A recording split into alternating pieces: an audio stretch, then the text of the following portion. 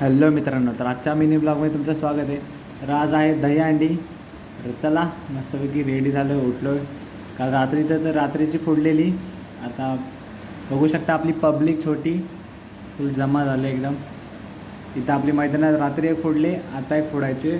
तर त्यासाठी चालेल, बघू शकता तुम्ही कसे गँग.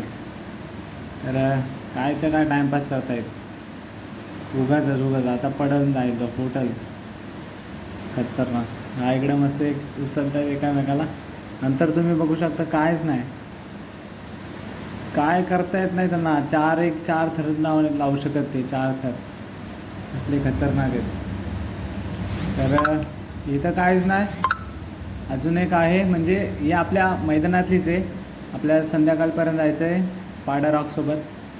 बघू शकता खूप कंटाळा आला आहे, पब्लिकला पण कंटाळा आला आहे. आता जातील फुटली तर काय नाही, आपली हंडी अजून का फुटली नाही, तशीच आहे वरती चमकते मस्तपैकी.